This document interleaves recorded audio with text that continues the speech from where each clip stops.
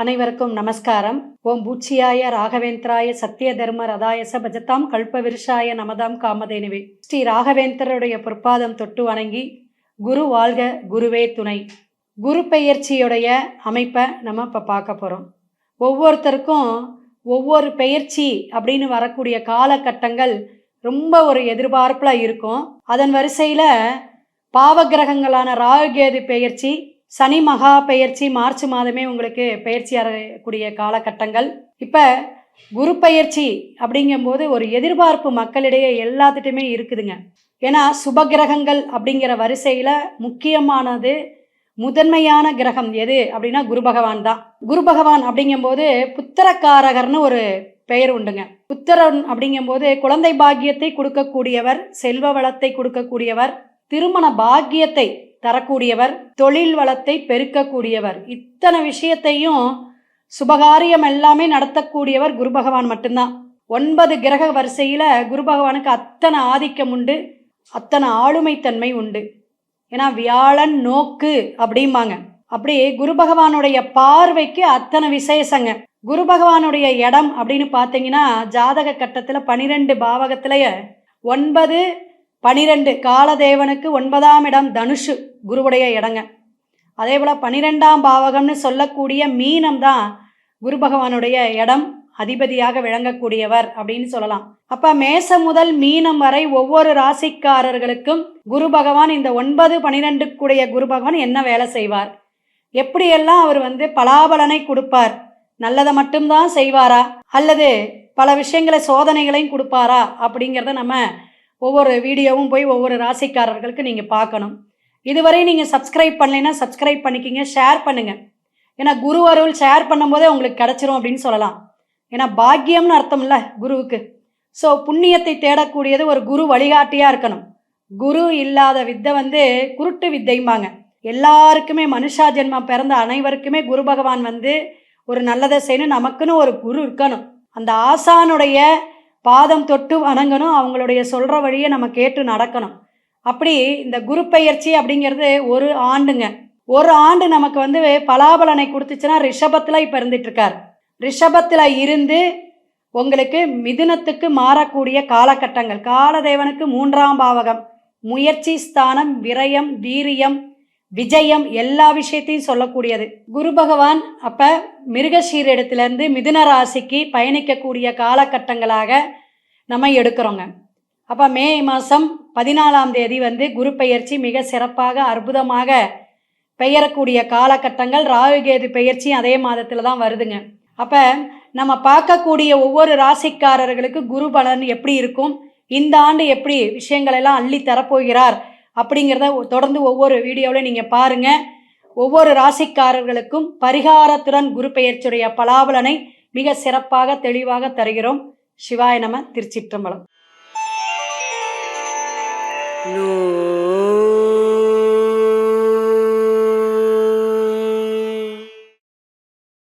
அனைவருக்கும் நமஸ்காரம். மிதுன ராசி நேயர்களுக்கு குரு பெயர்ச்சி எப்படி இருக்குங்கிறத பார்க்கலாங்க. 2025 4 கிரக பெயர்ச்சி வருது. சிறப்பான பெயர்ச்சி எது அப்படின்னு பார்த்தீங்கன்னா குரு பகவான் தாங்க. மிதுனம் ஜென்மத்துக்கே வரார், பயப்பட வேண்டாங்க. பாதகாதிபதி உங்களோட இடத்துக்கு வரார். நல்லதை செய்வாரா கெட்டதை செய்வார், பாதகத்தை செய்யக்கூடிய அமைப்பு இல்லை. ஏன்னா பொதுவாக சனி பகவான் வந்திருக்கக்கூடிய அமரக்கூடிய இடம் நல்லா இருக்கும்பாங்க, பார்க்கக்கூடிய இடம்தான் பால்மாங்க, அது பாவகிரகம். அதே சுபத்துவமான குரு பகவான் உட்கார்ந்துருக்கிற இடம் பால், பார்க்கக்கூடிய இடம்தான் விருத்தி பண்ணுவார் அப்படிம்பாங்க. அப்போ பாதகாதிபதியாக இருந்து உங்கள் இடத்துக்கு வரும்பொழுது அவ்வளோ பாதகத்தை செய்வாரா அப்படின்னு கேட்டிங்கன்னா மிதுனம் மட்டும்தாங்க. ஆட்சி, உச்சம், நீச்சம் எந்த இதுமே சமத்துவமான ஒரு இடம், இரட்டைத்தன்மை, காற்று ராசின்னு சொல்லுவாங்க. ஸோ மிதுனத்துக்கு வரக்கூடிய குரு பகவான் அருமையான விஷயத்தை கொடுப்பார் அப்படிங்கிறத கவனமாக நீங்கள் எடுத்துக்கணும். உங்களுக்கு 7க்கும் 10க்கும் உடையவர் யாருன்னா தனுஷுக்கும் மீனத்துக்கும் உடையவர் குரு பகவான். அவர் குரு எங்கே பார்க்குறார், துலாம், 5ஆம் பார்வையாக துலாம் இடத்தை பார்க்குறார். அது ஒரு விசேஷம். அதே போல் குரு பகவான் பார்க்கக்கூடிய 7ஆம் பார்வையாக தனுஷுவை பார்க்குறார். 9ஆம் பார்வையாக கும்பத்தை பார்க்குறார். 11ஆம் பார்வையாக உங்களுக்கு மேஷத்தை பார்க்குறார். ஆனால் 11ஆம் இடத்தை வந்து பார்வையாக இல்லைனாலும் அந்த மேஷம் உங்களுக்கு செயல்பாட்டுக்கு வரும் அப்படிங்கிறத தெரிஞ்சுக்கலாம். ஸோ இந்த பார்க்கக்கூடிய பாவகத்தை வச்சு தான் நம்ம பலாபலன் சொல்கிறோம். அப்போ மிதுனத்துக்கு நல்லா இருக்குமா அப்படின்னு கேட்டிங்கன்னா, குலதெய்வம், அதே போல் பூர்வீக சொத்துல ஏதாவது பிரச்சனை இருந்துச்சு, அம்மா அப்பானால காசு பணம் வருமா? கண்டிப்பாக வருங்க. அம்மா அப்பாவுடைய ஆரோக்கியம் நல்லா இருக்கும். மிதுன ராசி நேயர்களுக்கு அம்மாவுக்கோ அப்பாவுக்கோ உடல் தொந்தரவு, மருத்துவ தொந்தரவு, ஆப்ரேஷன், அறுவை சிகிச்சைலாம் இருந்துச்சுன்னா அதெல்லாம் இனிமே வரக்கூடிய காலகட்டங்கள் மே மாதத்துலேருந்து சிறப்பாக இருக்கும் அப்படிங்கிறத தெரிஞ்சுக்கலாம். அதே போல் 7ஆம் இடம், திருமணம் தடை தாமதமாக இருந்துச்சுங்க, எத்தனையோ பேர் வரன் பார்த்து அமையவே இல்லை அப்படிங்கிறது உங்களுக்கு இனிமே கைகூடக்கூடிய சுபகாரியங்கள், சுப நிகழ்ச்சிகள், உங்கள் வீட்டில் விசேஷங்க, எங்கள் வீட்டில் விசேஷங்க அப்படின்னு மிதுன ராசினியர்கள் சந்தோஷமாக இருக்கலாம். ஏன்னா ஒவ்வொரு ராசிக்காரர்களுக்கும் இந்த சனி பயிற்சி, ராகேது பயிற்சி எல்லாம் சொல்கிற போது மொத்தமாக மிதுனத்துக்கு நல்லா இருக்குமா, இந்த வருஷம் நல்லா இருக்கு, 90% நல்லா இருக்குன்னு உங்களுக்கு ஒரு தைரியம், தன்னம்பிக்கையை சொல்லியிருக்கோம். ஸோ நல்லா இருக்கக்கூடிய காலகட்டங்கள் குருவும் உங்களுக்கு சப்போர்ட் பண்ணுறார், பயப்பட வேண்டாம். கும்பத்தை பார்க்கறனால தொழில், இடமாற்றம், தொழில் மாற்றம், வருமானத்தில் சிக்கல்லாம் இருந்துச்சுங்க, கடன் கொடுத்துருக்கேன், வாங்கியிருக்கேன், இதெல்லாம் பிரச்சனையெல்லாம் இருந்துச்சு, இந்த பிரச்சனையெல்லாம் அப்படிங்கிற விஷயமெல்லாம் தீர்வுக்கு வரக்கூடிய காலகட்டங்களாக இனிவரம் நகரக்கூடிய அமைப்பு உண்டுங்க. அப்போ மே மாதத்துலேருந்து ஒரு விமோச்சனம் அப்படிங்கிறத மிதுன ராசிக்கு நீங்கள் தெரிஞ்சுக்கலாம். அதே போல் பெண்கள்னால ஒரு உதவி வருங்க. என்னென்னா, இந்த மீடியா துறையில் இருக்கீங்க அல்லது கம்யூனிகேஷன் பத்திரிகை துறையில் இருக்கிறவங்களுக்கெல்லாம் ஒரு பெண்கள்னால ஒரு சப்போர்ட் வரக்கூடிய காலகட்டங்கள் உங்களுக்கு இந்த ஆண்டு இருக்குது. அப்போ 2-3 பேர் நம்ம ஜாயின் பண்ணி ஒரு கூட்டு வட்டாரமாக ஒரு ஃப்ரெண்ட்ஷிப்பாக தான் நீங்கள் எப்பயுமே பயணிப்பீங்க மிதுனம் எல்லாமே. ஸோ அந்த ஃப்ரெண்ட்ஷிப்பு சர்க்கிளில் உங்களுக்கு நல்ல விஷயங்கள், நல்ல ஒரு காரியங்கள், வெளிநாடு போகக்கூடிய அமைப்புகள், அதர் பாஷை பேசக்கூடியவங்க, நட்பு வட்டாரம், இதெல்லாம் வந்து உங்களுக்கு ஒரு சக்ஸஸ்ஃபுல்லாக இருக்கக்கூடிய காலகட்டங்கள். 60% ஷேர் மார்க்கெட்டிங்கில் இருக்கிறவங்களுக்கு குரு நல்லதாக செய்வார். என்னதான் இருந்தாலும் ஜென்ம குருவாக இருக்கனால அதிகமான முதலீடு போட்டு செய்யும் போது உங்களுடைய சுய ஜாதகத்தை பார்க்கணும். மற்ற கிரகங்கள் எப்படி இருக்குது, தசாபுத்தியெல்லாம் எப்படி இருக்குன்னு பார்த்துக்கிட்டு நீங்கள் முயற்சி பண்ணுறது நல்லதுங்க. மற்றபடி நீங்கள் செய்யக்கூடிய தொழிலோ அல்லது வருமானமோ இதுக்கு எந்த கஷ்டமும் இல்லை. அதிகத்துவமான ஒரு மதிப்பு மரியாதையும் வரக்கூடிய காலகட்டங்களாக இருக்குது. ஏன்னா விரயத்தில் இவ்வளோ நாளாக இருந்துச்சு குரு.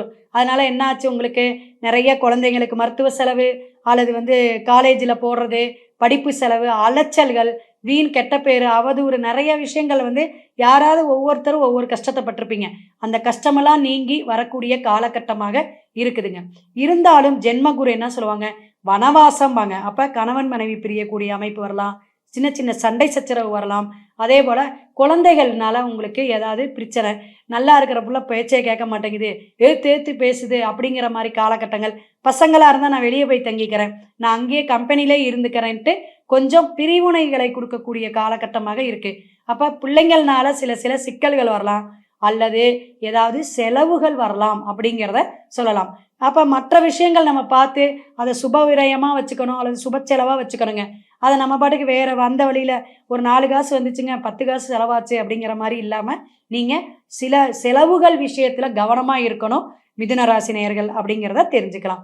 வெளியூர் வெளிநாடு போகிறதுக்கெலாம் நீங்கள் நல்ல டாக்குமெண்ட்லாம் படித்து பார்க்குறோங்க. ஏன்னா இந்த மிதுனம் வந்து புதனுடைய ஆதிக்கம், எதையுமே வந்து ஆஸ்லேஸ் மைண்டில் வச்சுக்குவீங்க. ஸோ அதை கவனமாக படித்து பார்த்து எந்த இடத்துல கையெழுத்து போடணும், இப்போ போகலாமா வேண்டாமா அப்படிங்கிறத ஒவ்வொரு மாதமும் மற்ற கிரகங்கள் பெயரும் அந்த பயிற்சியெல்லாம் பார்த்து தான். இப்போ சுக்கிரன் எடுத்துக்குங்க, புதன் பகவானை எடுத்துக்குங்க, இந்த மாதிரி அந்த இதெல்லாம் நமக்கு சப்போர்ட் பண்ணுதான்னு பார்த்துட்டு தான் நம்ம அந்த செயல்பாட்டுக்கு வரணும் அப்படிங்கிறத மிதுன ராசிக்காரர்கள் தெரிஞ்சுக்குங்க. சரிங்க, இத்தனை விஷயம் இருந்தாலும் நமக்கு வந்து வழிபாடு அப்படிங்கிறத நமக்கு வேணும் அப்படின்னு நீங்கள் நினைப்பீங்க. வழிபாடு வேணும் அப்படிங்கும்பொழுது திருவண்ணாமலை வழிபாடு போயிட்டு வாங்க. ஏன்னா தனுஷில் இருக்கக்கூடிய அந்த பார்வை உங்களுக்கு அந்த சிவனுடைய ஆதிக்கம் நல்லா இருக்கு. நெருப்பு தத்துவமாக இருக்கக்கூடிய சிவபெருமான் உங்களுக்கு நல்ல ஒரு விஷயத்தை கொடுக்குவார் அப்படிங்கிறத தெரிஞ்சுக்கணும். அப்போ அங்கே என்ன பண்ணுறாரு அப்படின்னா, ஜீவ சமாதியாக இருக்கக்கூடிய அந்த சித்தர்கள் நிறைய இருக்காங்க. அப்போ ஒரு தடவை வந்து நீங்கள் ஒரு கிரிவலம் போயிட்டு வரலாம். வியாழக்கிழமை போயிட்டு வர்றது சிறப்பு. கண்டிப்பாக நீங்கள் வியாழக்கிழமை நீங்கள் பிறந்த மாதத்தில் வரக்கூடிய வியாழக்கிழமையோ அல்லது ஜென்ம நட்சத்திரம் அன்னைக்கோ போய் ஒரு வழிபாடு எடுத்துக்கங்க. இந்த குரு பகவானில் இருக்கக்கூடிய தாக்கம் உங்களுக்கு குறையும். ஜென்மத்தில் வரக்கூடிய குரு பகவான் நல்ல விஷயத்தெல்லாம் கொடுப்பார். பைய நீங்கள் கொடுத்தாலும் நல்ல ஒரு எண்ணத்தோடையும் நல்ல ஒரு பயணத்தோடு நீங்கள் பயணிக்கும் போது அது நல்ல விஷயமாக முடியும் அப்படிங்கிறத தெரிஞ்சுக்குங்க. மற்ற விஷயம்லாம் பார்க்கணும் அப்படின்னா உங்களுடைய ஜனன ஜாதகத்தை பார்த்துட்டு அதில் இருக்க கிரக அமைப்பையும் தசாபுத்தியும் பார்த்து தான் நம்ம முடிவு எடுக்கணும். ஓகே, அதில் வந்து நமக்கு டிஸ்பிளேல என்னோட ஃபோன் நம்பர் வருது, நீங்கள் பார்த்து தெரிஞ்சுங்க முழு ஜாதகத்துடைய பலாபலனை. இப்போ நம்ம சொன்ன எல்லா விஷயமும் எப்படின்னா கோச்சார கிரகத்துடைய பயணத்தை மட்டும் வச்சு சொல்லியிருக்கோம்.